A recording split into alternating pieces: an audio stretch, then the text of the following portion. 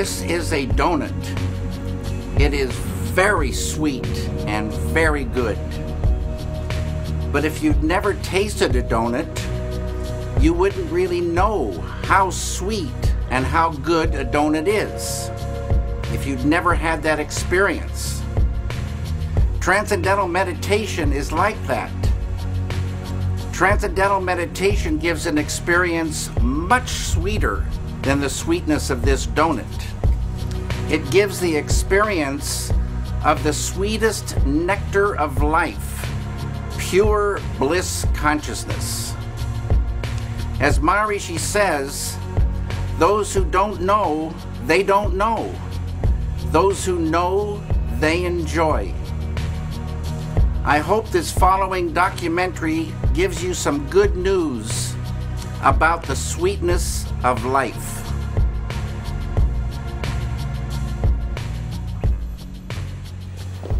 Donc on tourne en fait là, hein, donc tout va bien. So David, the Maharishi teaching in your life. Are we rolling? We are rolling. Oh, okay, okay. The Maharishi teaching in your life, how did it all start? Can you tell us the story? Yes.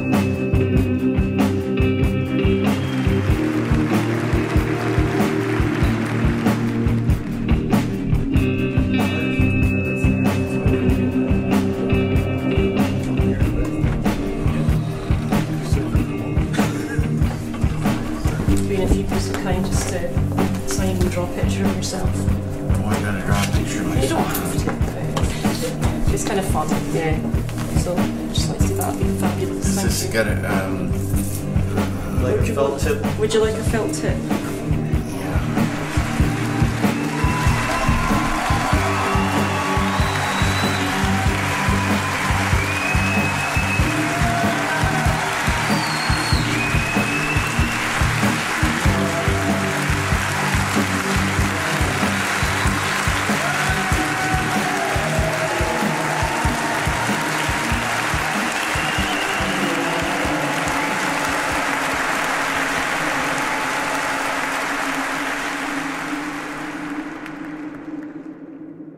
I am interested in hearing your opinion about the presentation of women and motherhood in your films.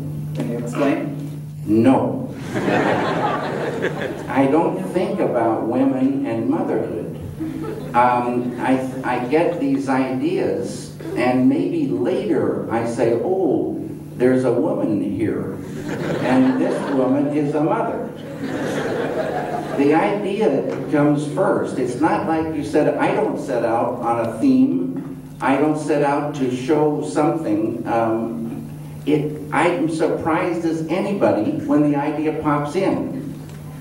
When you settle down your mind and transcend, where goes emotion, what happens to emotions, and are they beneficial in this? Yeah, when you transcend, you go beyond thought. You just experience pure consciousness. It's like silence, but lively silence. It's like dynamic.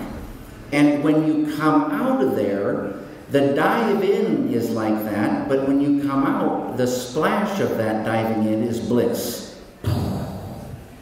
Bliss. Bliss is also intelligence. Bliss is love. Bliss is energy, because it's one thing. But you feel it as intense happiness. And the mind can sing with bliss. So it's two things. It's emotion and intellect, just sort of singing in bliss. And all these emotions that are positive in life just get more intense. But negative emotions, like sorrow, for instance, everybody knows some people that are just sad and they hold on to sorrow. Let them start diving within and experience the big ocean of bliss, happiness, and that sorrow will lift away. Could you just describe, in whichever way you like, your creative process? Yeah. Ideas. We're nothing without an idea. So I say that a desire for an idea is like a bait on a hook. And you're desiring an idea, and you have to have patience, just like you do in fishing. How deep that hook goes depends on the size of that ball of consciousness. And desire, another word for it, is like focus. Just focus on some, and it's a little bit like daydreaming. Thoughts come and thoughts come and thoughts come, and maybe, boom, an idea comes that is so thrilling. You've caught a little purple fish with red fins and little dancing speckled eyes. And this little fish could be just a fragment of the final film, but you love this fragment. You love this fish. And that idea, you write it down so you won't forget it. Then, now that you have that fish, even more powerful bait, and soon others will swim in and join to it. And a thing will start emerging called a script. And it goes like that, for me anyway, fragments. But it's all ideas coming, ideas that I fall in love with. And I'm going to fall in love with different ideas than you will, but there's billions, trillions of ideas coming. Ideas for everything. So that's how it goes. Then you get the ideas organized in a script, and then you translate those ideas to cinema. And along the way, you stay open, because a thing isn't finished till it's finished. There can be happy accidents. You say, how did I get so lucky to get this thing? I thought this was complete, but this is beyond the beyond fitting in here and jumping it. Stay on your toes. And don't walk away from any element until it feels correct, because it's built out of many, many, many elements. Stay true to the idea all along the road, and then you have some hope of the whole working. Thank you very much. Thank you. What is your feeling between the awake dreams and the sleeping dreams? The one that's awake, you're awake, and the one you're sleeping, you're sleeping. So yesterday you said in our news that you want to create invisible university here. What does that mean actually? I'll tell you. Invincible, in this case, has nothing to do with military. Zero. It's invincible, another word you could say dynamic peace. A kind of a peace that means no harm can come from within Estonia, and nothing bad, nothing negative can come from without to harm Estonia. Oh, okay. Yes. Now, will you help support this university for Estonia? Yeah, I think. Put her there. That would be so beautiful. Okay. Thank Fantastic. you. Thank we'll you. do it.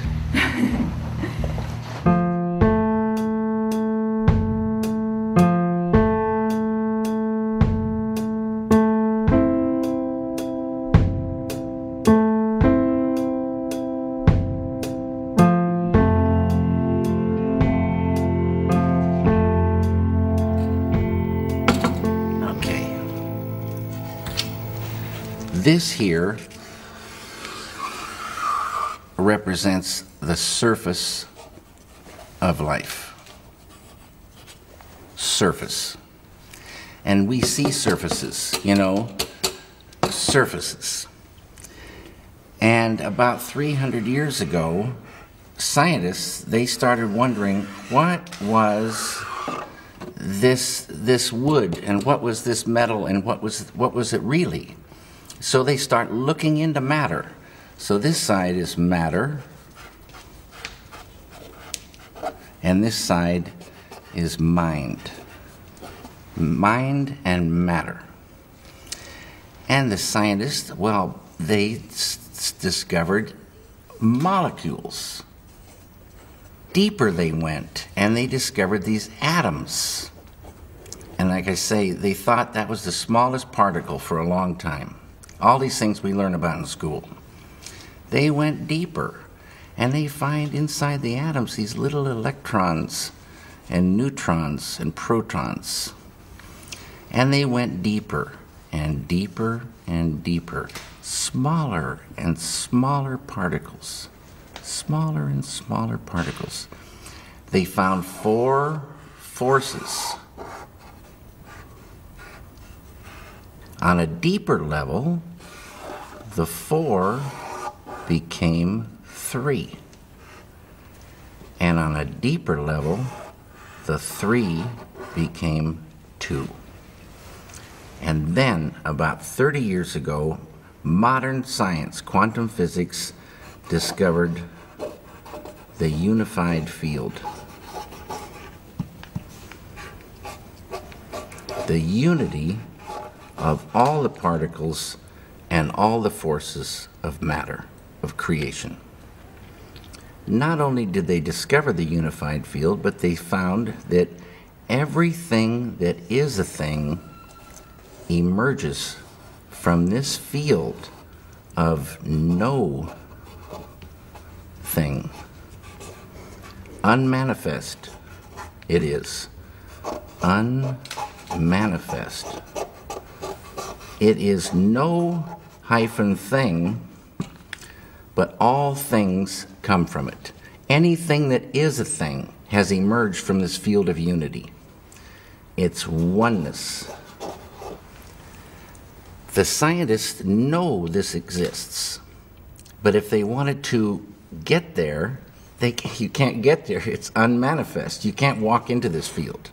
But any one of those scientists could practice a technique, transcendental meditation, which, remember, true happiness is not out there.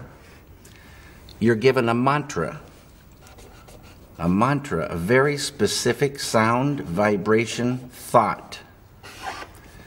Very specific. It needs to be life-supporting at all deeper levels. And that mantra that you're given, that Maharishi gives, the key that opens the door. The mantra turns the mind within, turns the awareness within, and you naturally dive. Why is it natural?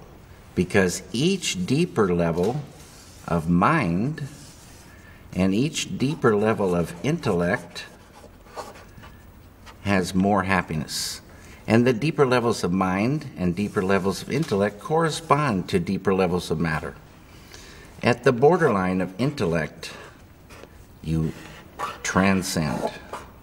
Transcend is the key word. It means to go beyond. You're going beyond field of relativity, duality, experiencing oneness. Pure, unbounded, infinite consciousness.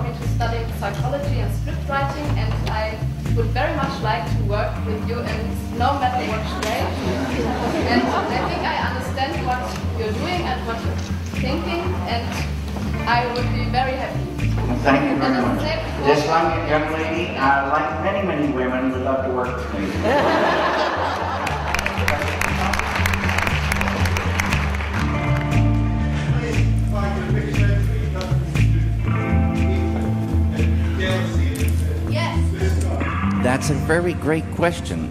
Very great question. The analogy for that is they say negativity is just like darkness. And so you look at darkness and you say, wait a minute, darkness isn't really anything. It's the absence of something.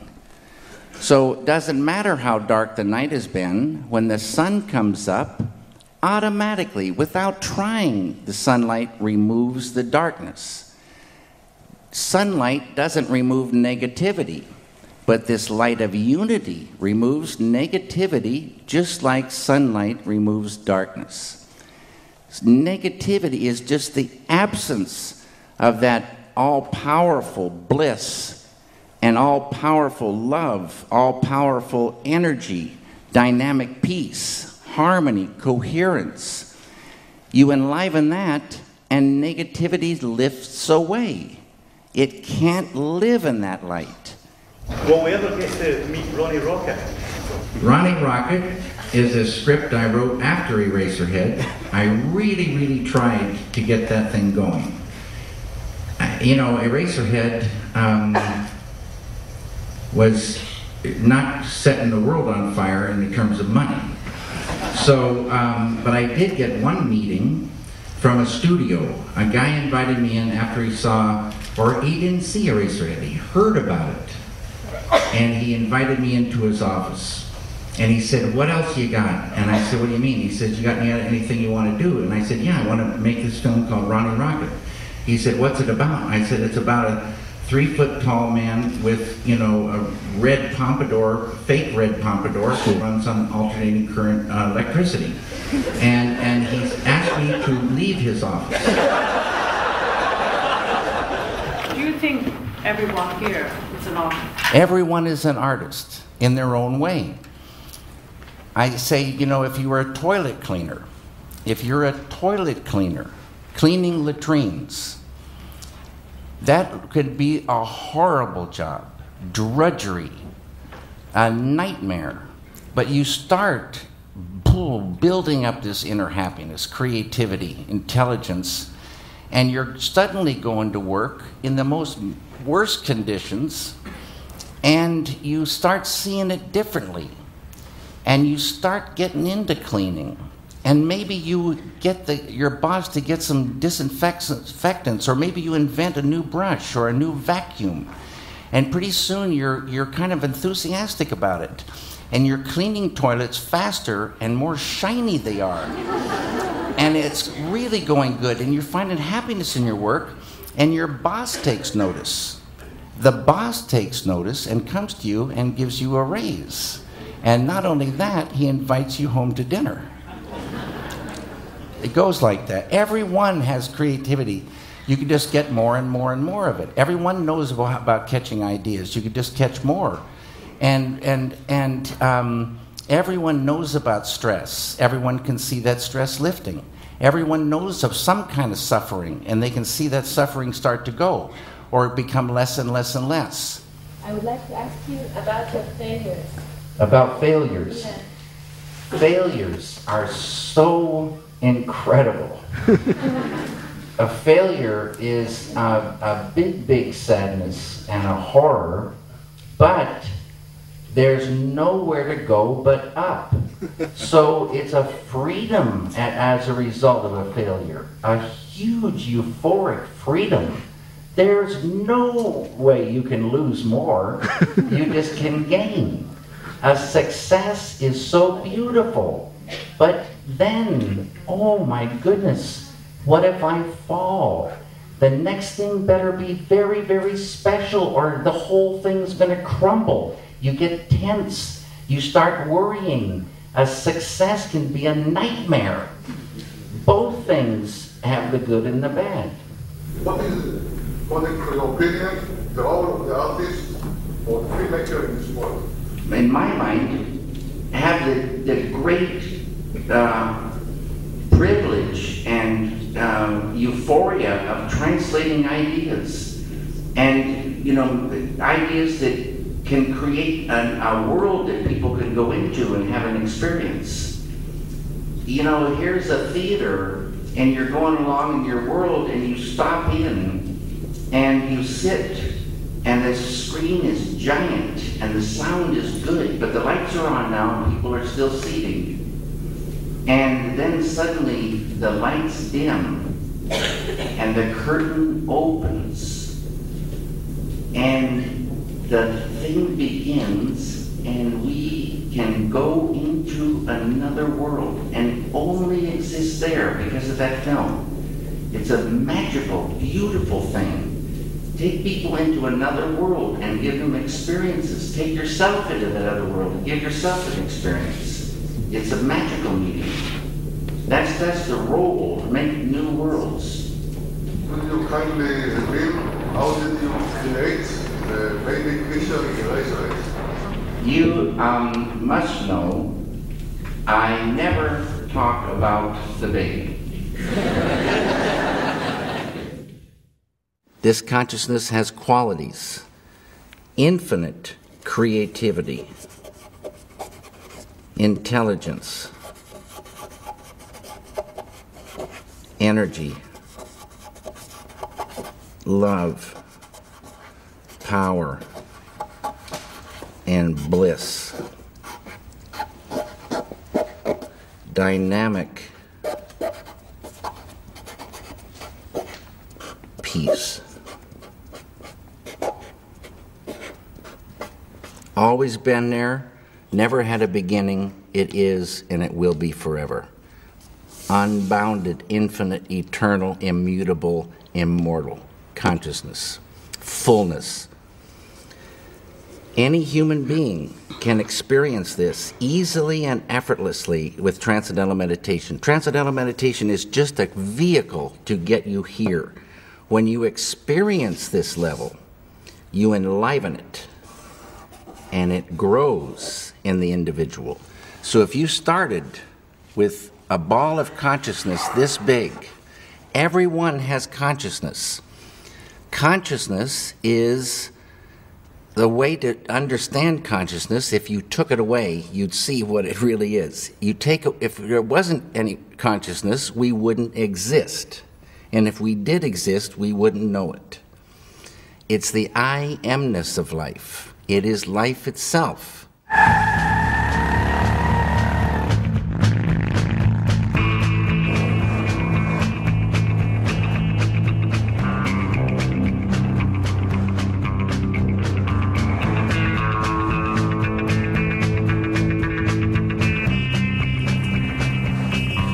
Tell the audience why you are visiting here. I'm visiting here to establish Invincible Finland University. I'm also here to talk about films we want to creativity, meditation, and peace. What do the works of Franz Kafka mean to you? Franz Kafka. Yes. I love Franz Kafka's The Metamorphosis. That piece of writing does something to me. And I love the character, Gregor Samsa. I love what he seemed to be going through. I love the kind of humor and absurdity and yet big truths swimming through it and the way the story is told. I love it. It thrills me.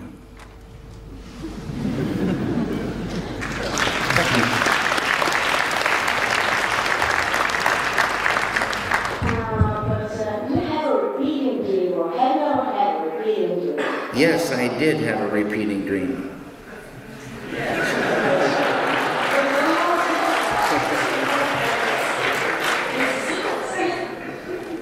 Pardon? But you would like to tell us about it. You have to come close to me.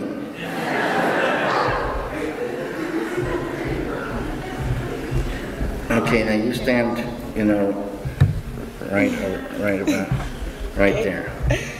Okay, I had this repeating dream, and I'm in the desert, and the desert is completely empty and flat. And way in the distance, I see my father start walking toward me, and there's the heat waves. And I know that I have a good father and a bad father, and I don't know which one this is. And he's walking closer and closer and closer, and all of a sudden, whoa!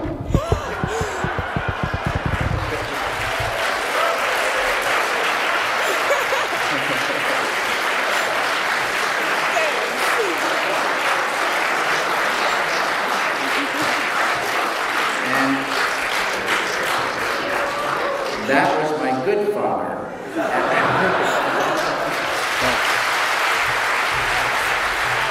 O senhor disse que o sofrimento afeta a criação de modo negativo. Como o senhor explicaria que artistas como Van Gogh e Artaud, por exemplo, produziram uma obra tão genial tendo sofrido tanto? Se eles meditassem, isso poderia desequilibrar a genialidade de suas obras? This is a very beautiful, important question. And this is part of the myth, I think. Van Gogh did suffer. He suffered a lot. But I think he didn't suffer while he was painting. He went out to paint because he loved to paint. And it might have been one of the happiest, only happy times in his life when he was painting. It was so thrilling for him to be painting. But he didn't need to be suffering to do those great paintings. And I know Van Gogh would have been happier if he'd been able to transcend, dive within. And I know his work would have been as good, better, or even better than good. It stands to reason. The more you suffer, the less you want to create. If you're truly depressed, they say you can't even get out of bed, let alone create. If you're truly angry, occupies the whole brain, poisons the artist, poisons the environment, little room for creativity. And I use this example. If you have a splitting headache, and you have nausea, you're vomiting, and you have diarrhea on top of that, how much work are you going to be doing, and how much are you going to enjoy it? Give the person a technique to lift that sickness, lift that negativity, and enjoy life.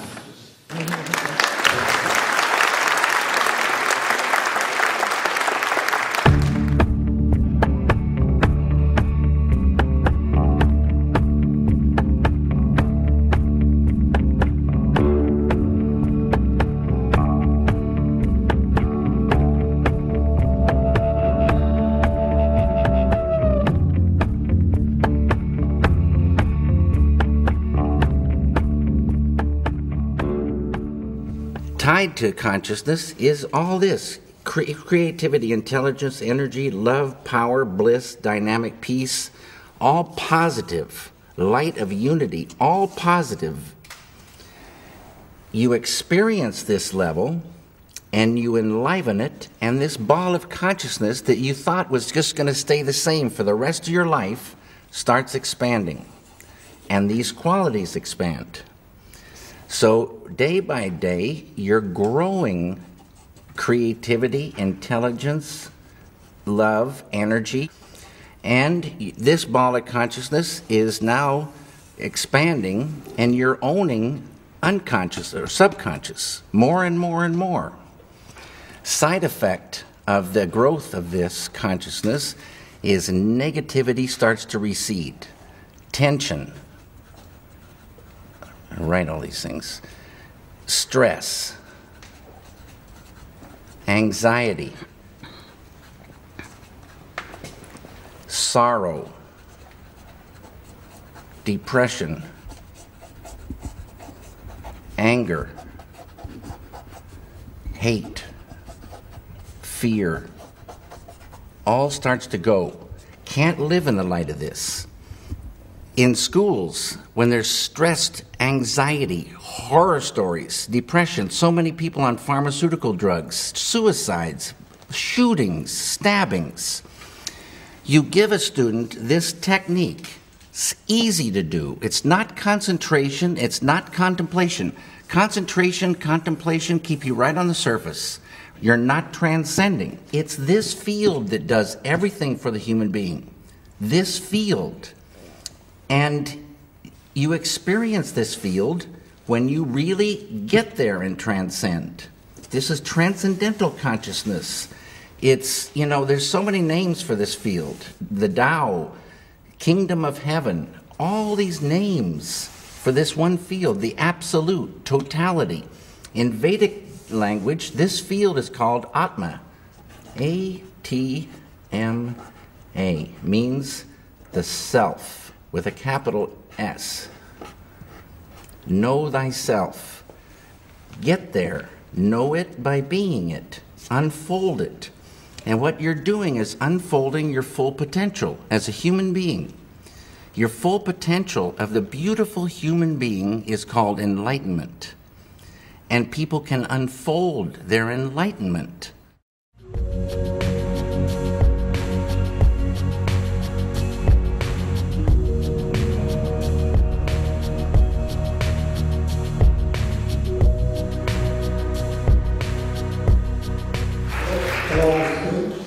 Yes. I heard what you told us about meditation. I believe all of it. And I have a question. What do you think? Can the religion be fully a substitute of meditation with all the effects you told us? Can religion be the same thing as meditation? Is that what you're saying? Yeah, not the same. A substitute? To have the same effects, not from the meditation, but from the religion. Can it be possible? That's a tricky question. I think all the great religions had in the beginning keys to unfold, enlightenment, to unfold a spiritual enlightenment, God realization. I think in time, things drift, and in time, keys get lost. It's totally possible to find something in the scriptures, these truths. So many scriptures are written in codes, and it's hard to find the thing. It's real hard to find the thing that opens that door to the transcendent. Prayer, they say prayer on the surface of life is like sending a letter with no stamp and no address. The deeper you can pray, the more power it has. And the deepness of a prayer depends on that ball of consciousness. If you have a ball of consciousness here, you can pray this deep. If you open that up, you can pray or desire this deep. You open it up more, you can pray at a deeper level. And they say on the deepest level, your prayer will be answered before you even get it out of your mouth. It's a tricky thing, but all the great religions, I think, have as their goal God realization. God realization. Total spiritual fulfillment, liberation, salvation. And I think all the great religions flow to the one ocean. And that one ocean is totality. Totality is consciousness. There is nothing else but consciousness. And that consciousness, you could say, is the light of God, is divine being. All of creation, they say, comes from this ocean of consciousness, unbounded, infinite, eternal, immortal, immutable consciousness. How does something come out of unmanifest consciousness? Quantum physics says it comes out in a process called spontaneous sequential symmetry breaking, whatever that means. But there's Vedic, science of consciousness, many steps. How unmanifest pure consciousness manifests everything that is a thing. And any human being with this technique can open the door to that unbounded, infinite, divine being, light of God, pure consciousness, creative intelligence, the absolute, totality, self, and expand that. So there's no problem with any religions. People from all religions practice this technique. And because understanding grows, they understand their religion more. And because appreciation grows, they appreciate their religion more. And another thing, when that ball of consciousness gets bigger and bigger and bigger, they say that if you're reading the Bible, the code under incandescent light looks just like a code. But under more and more of that light of unity, that spiritual light, boom, the meaning leaps off the page. Strange thing. You're unfolding infinite intelligence, infinite understanding. The whole thing comes clear one day. Thank you. Thank you. I know that you don't like to go into, analysing your movies, and you want to, as has been said, leave that to the viewer to take from it what they will. Right. Is that in any way influential to something which I see has been quite central to both Mulholland Drive and Inland Empire, which is the statement, actions have consequences? Sure, but there's not a message thing in there, but there are. When you make an action, there's consequences. Everybody knows that. And so they say what you sow is what you reap. If you plant wheat, you may wish corn was coming up, but wheat is going to come up. The question is, when is it going to come up? And that's a thing like with O.J. Simpson. O.J. Simpson walked out, free. Everybody knows he did that thing. He said he was going, yeah, we're going to keep it quiet. And so when is it going to come back and bite him? And everybody says, well, it must not be what you sow is what you reap. O.J. Simpson walked out, but it will come back and bite him. How would that make a difference between real experiences and imaginary ones in meditation? That's a good question. It's like you could sit like the thirsty man. You can sit with your empty glass and imagine water, and it will not quench your thirst. You can sit and wish for water, but it won't fill that glass up. But if you dip that glass in the cool water of the well and bring it up and drink it, it will quench your thirst. There's no denying this experience of transcending. And man, you are not angry anymore? No, I told you, that anger lifted away without trying. Poison to the artist, poison to the environment, poison to the human being, lifts away without trying. But it's not that you become numb and sleepy and don't want to work. You get more energy, more enjoyment of the doing. And negativity lifting means that conduit of the flow of ideas, the flow of creativity, is not cramped by that. Negativity restricts that flow. So, and you can still have righteous anger, being very strongly for something or against something, beautiful. But the kind of anger that is just bitter, just like selfish kind of anger, no one wants to be around this kind of person, and the person's poisoning themselves. The person can't work so good. That's mind control. Negativity is really mind control. Depression controls the mind now. Can't work. Anger controls the mind. You can't work. Sorrow. Some people hold sorrow for years. And you want to visit them and cheer them up, but it doesn't do anything. You get them the chance to transcend and watch what happens. Sorrow will lift away. They'll be back on the road.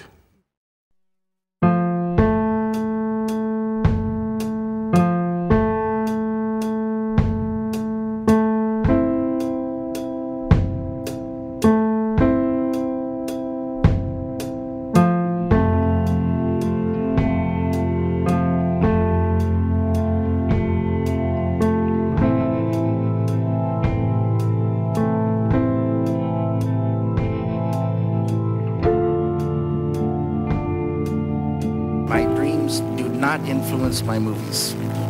But I love, as I say, dream logic. Dream logic is so beautiful. I like daydreaming, and I love what cinema can do with abstractions. Dreams are very abstract, and this dream logic is something that cinema can say. Cinema being sound and picture flowing together in time. Such a beautiful language. Can say concrete things, and it can say many, many beautiful abstractions that can only be said through cinema. Things that conjure a thing in a person that is only conjured from this beautiful language. How did monkeys become human? How did the monkeys become human? Yeah. This is what I've heard. They graduate.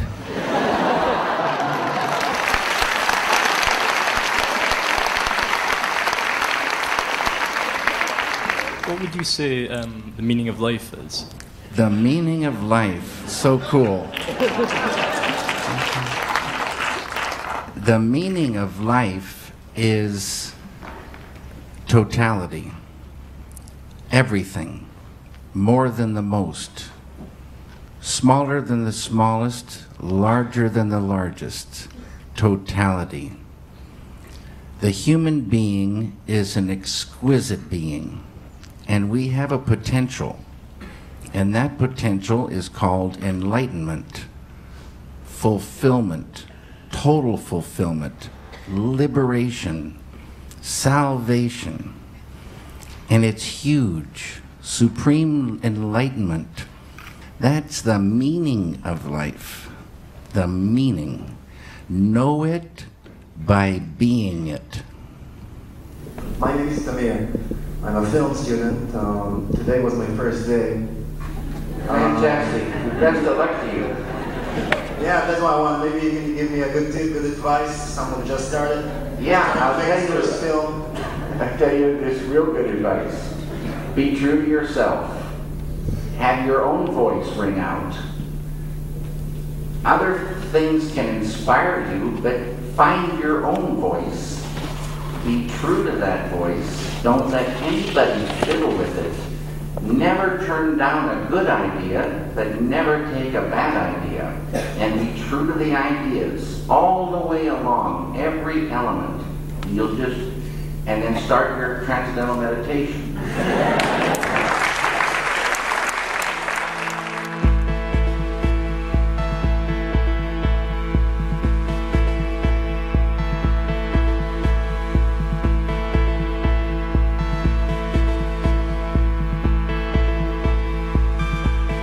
I've just read the the little leaflet that has been given around, and it says that you've just returned from a 5-day visit to Israel. Right. Well, I'm sorry, and I don't want to be a damper on things, but I'm appalled. I mean, it's like, Israel, David, at this point in time, how could you possibly, and what do you have to say about, how can Palestinians possibly get anything from the meditation? And what did you do there? And what do you feel about the situation there, to be a guest of the apartheid state of Israel? I feel real good about it. Had a great time in Israel, went to Jerusalem, Haifa, and Tel Aviv. Met about 3,500 film students. Met the president of Israel, the mayor of Haifa, and a lot of really great people. Transcendental meditation is for human beings. Doesn't matter where you live. It's for human beings.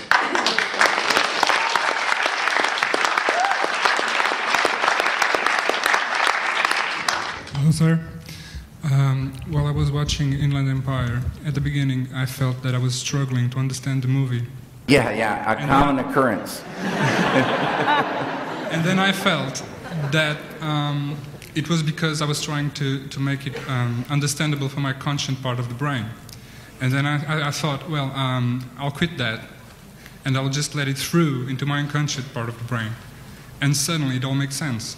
It was like a passive way of watching cinema, instead of an active trying to understand with the rational. Yeah, that's beautiful.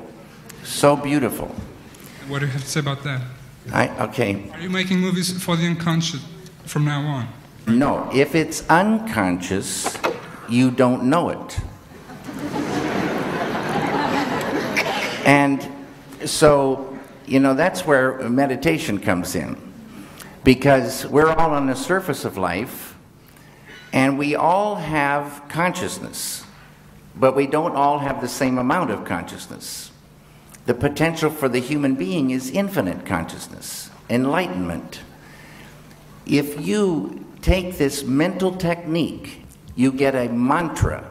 Maharishi's mantra turns the awareness within, and you naturally dive through subtler levels of mind, intellect, and you reach the border of intellect, and you transcend, and you experience the unbounded, infinite, eternal ocean of consciousness. When you transcend, boom, you're there. It's a field of infinite happiness, bliss they call it, infinite intelligence, infinite creativity, infinite love, infinite energy. You experience this, and the experiencing of it enlivens it, you infuse it. And whatever ball of consciousness you had at the beginning starts to expand. And all those positive qualities start to expand. And when consciousness expands, you're literally making the unconscious conscious. Now when thoughts come up, you can catch them at a deeper level. Expand the consciousness, catch thoughts, ideas at a deeper level. Huge thing for the artist. Ocean of all-knowingness. You infuse that, intuition grows. What was happening to you, and I think, in the thing, is that you just started feel-thinking, not intellectualizing, but intuiting a thing. So the experience comes, you don't get, the intellect will take you only so far. You were intuiting. Now, for the artist, intuition is the #1 tool. If it was just intellectual, you could get it in a book. But intuition is a thing. It's more than emotion. It's more than just a gut thing. It's a kind of knowing. Knowing when something isn't correct, knowing how to make it correct. Taking in information and knowing what it is. So beautiful. You practice transcendental meditation, right? And you're a proponent. You support that. Do you think that other forms of meditation are just as valid as well to anybody who's interested in meditation? That just meditating is in itself the most important thing, rather than what type of meditation it is? I'd like to say they're all the same and anyone is fine, but I don't believe that. The key to me is transcend. Transcend. Experience the deepest level of life. All forms of legitimate meditation have as their goal enlightenment. Like they say, all roads lead to Rome, but some are dirt roads, some are two-lane highways, some are stone roads, and there may be a superhighway to Rome. The thing is, it's not transcendental meditation, it's this field that does everything. But transcendental meditation from the first meditation will get you to this field. Now, there's brain research. And this is what's going to separate, the different forms, because you can hook yourself up to an EEG machine, start your practice, and see what it does to the brain. Because the only experience in life that lights up the full brain is truly transcending. If you meditate in a form of concentration, that part of the brain will be lively and bright and fine. But no transcending. Maharishi gives entry to the transcendent easily, effortlessly. It's not a trying meditation. You will transcend your first meditation and everyone after that. It's a miracle, it's a blessing.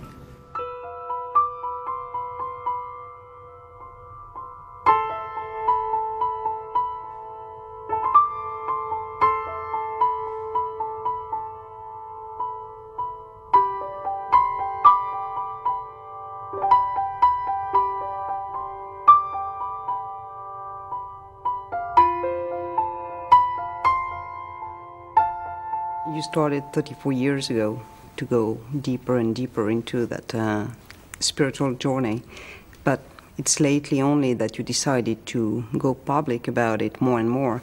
What was the ignition point, or in your life or in the world, that made you want to talk about it? What happened? This right here, Water the Root Peace Creating Group. This one here, I don't know where over there. This is the individual here, and the same phenomenon happens with a group. Lots and lots of people, square root of 1% of a population. So, like I said, for France, 750 or 1,000 do the thing. A group, quadratically more powerful than the same number scattered about. And this is a thing, like my friend Dr. John Hagelin says, if you have two loudspeakers and they're separated, you have one volume, you put the two next to each other and you got the equivalent of 4 loudspeakers. You put 3, you've got suddenly 9. It's called constructive interference. It's a real thing. A group, close, doing the program, advanced techniques.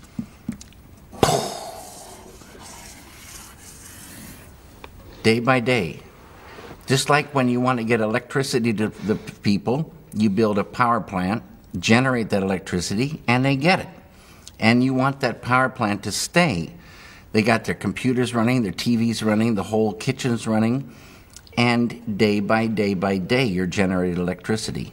Day by day by day, you're generating dynamic peace. Beautiful thing. Human beings like a light bulb. And we enjoy that light inside, but we also radiate it. We affect our environment. Everybody knows that. You go into a room where there's been a bad argument, the argument's over, but you can feel that thing. You go into a room filled with felicite, bliss, and the power of that is so beautiful to be in. And this group radiates that. Side effect, negativity goes. Enmity and the enemy goes. Without trying. Without trying. Unified field. Mm-hmm. That's our big, big, big friend.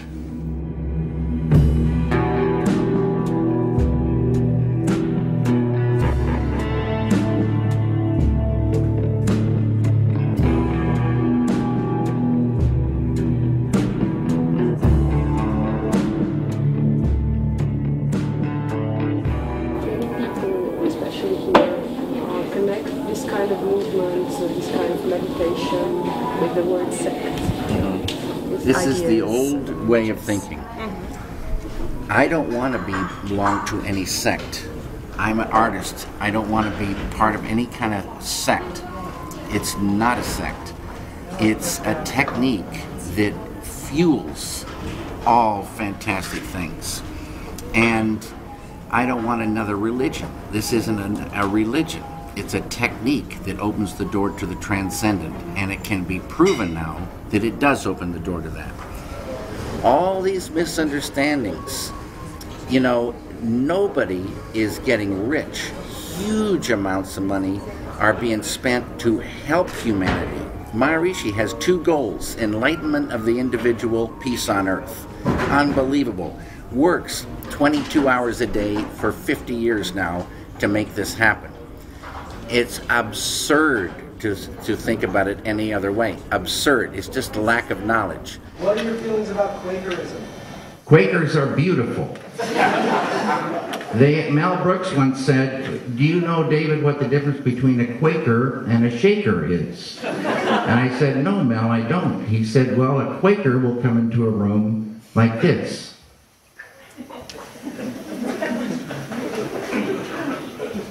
And a Shaker will come into the room like this." My first wife went to a Quaker school, a friend's school in Philadelphia. Probably the only peaceful place in Philadelphia. Yes. David, great to hear. Thank you. Thank you. I just got one question. I didn't understand the point about transcendence. Because before you were talking about consciousness. Yes. And that without consciousness, you were truly saying there is no life. That is true indeed.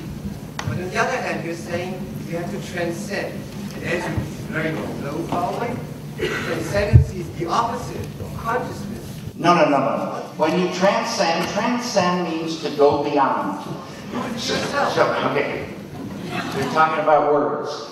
Transcend, in the way I'm talking about it, means to go beyond. You go beyond the thought to pure, no thought consciousness. Beyond what? Beyond the field of duality, experience oneness. Beyond thought, pure consciousness. Beyond the field of relative to non-relative absolute. That's what you go beyond. That's exactly beyond consciousness. No, it's pure consciousness. Pure consciousness. And you get wet with that, infuse that, and grow that consciousness. Oh, I got it. Okay. Bless your heart. Hi, David. How you doing? Good. Just wondered, sort of a general filmmaking question. What drives you to make a film? What makes you go for one particular idea and make a full feature film out of it? You're going down the street, and girls are passing by. Pretty, nice-looking girls. It's not doing it, though. You round a corner, and boom, there she is. No question about it, and you are in love. This is the thing. That's what drives you.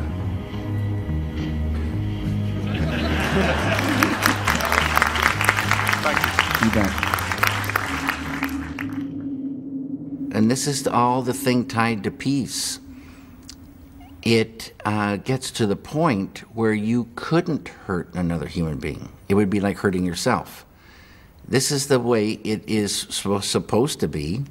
It's not the way it is, but it would be so beautiful. But the key is there. This feeling, it just grows, and it's real. It's much more real feeling than our world, which is pretty much an absurd joke when, you know, somebody is blowing children's heads off in the name of peace. It's a sadness. It's the old way. And now there is a new way to real peace. And nothing to do with killing. And so it's reached a point where you just wouldn't ever think to hurt another human being. And you travel in real peace, you travel and you meet friends, not enemies. The light of unity destroys the enmity in an enemy, destroys negativity. There's no more enemy.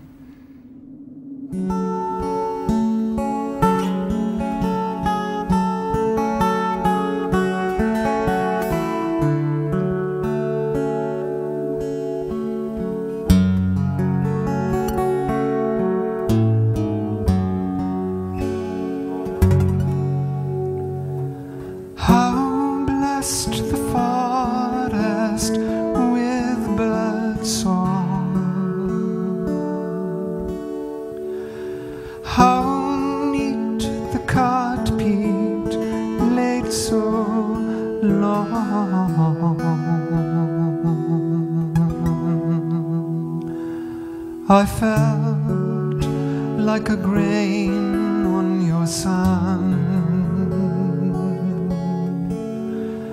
I felt like a seed on your lawn.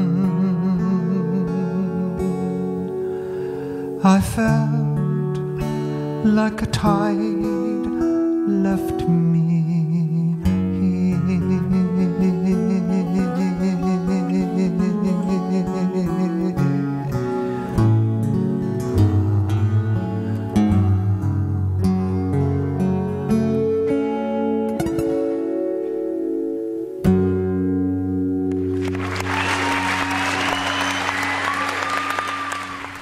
And I want to say one more thing, because it's a nice thing to think about. If you hear of a light bulb that does not remove darkness, you have not heard of a light bulb. If you hear of a peace plan that does not remove negativity, you have not heard of a real peace plan. This removes negativity. Real peace is not just the absence of war, it's the absence of the seeds of war, negativity. You want real peace, enliven this field of unity. There's an analogy. If the world is like a tree, we see that the tree is not in the greatest shape. The leaves are turning yellow and they're turning brown. The branches are drooping.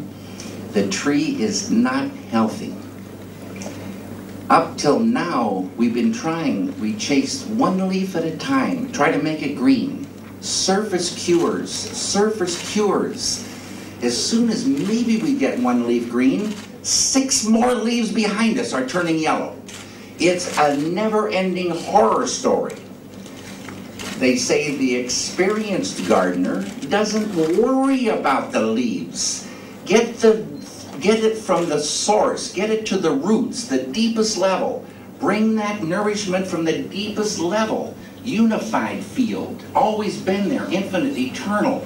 Get it from there, bring it up. Automatically, the whole tree comes up to perfection. It's a never-ending story because a piece on the surface, it doesn't address the seeds of war. All that hate, all that anger, all that sorrow, despair, tension. It's a piece of paper. But underneath you enliven that, the thing changes. The hate goes, the hate lifts. A man goes to bed filled with anger, wakes up and wonders where it went. This is a true phenomenon. The technologies exist to enliven this deepest level, and watch what happens.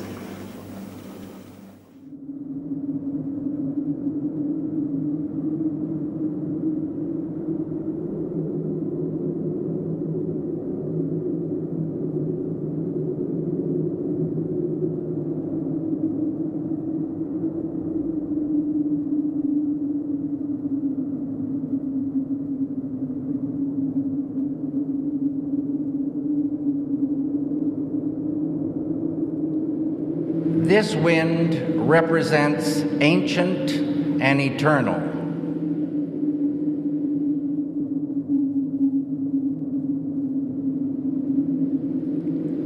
This ocean represents the ocean within every human being. And this ocean is an ocean of consciousness.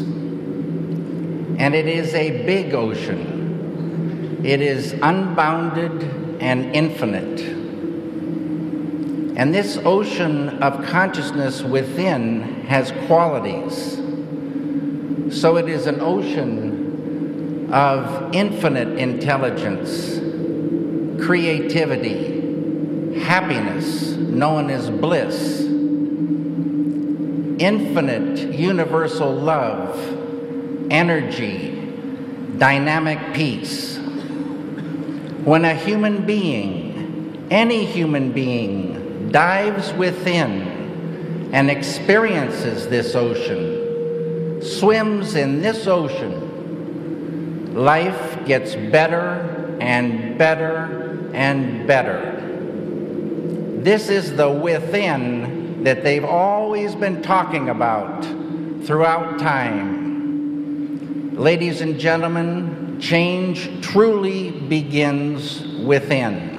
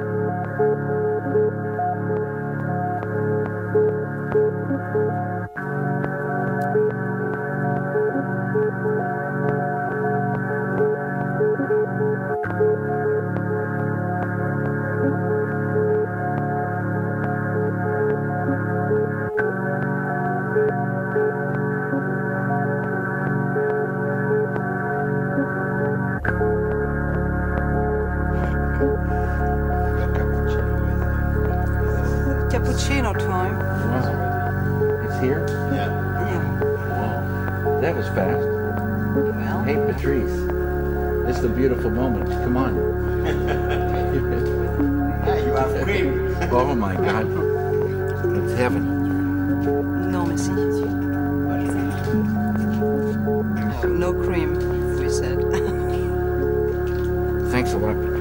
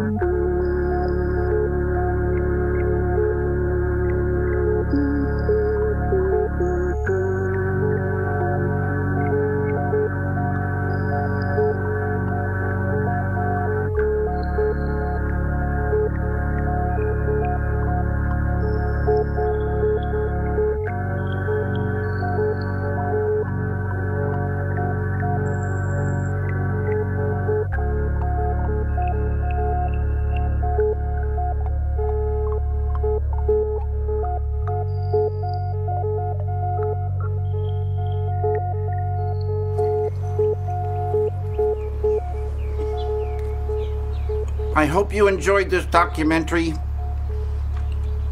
Thank you very much. And I wish you all the very, very best.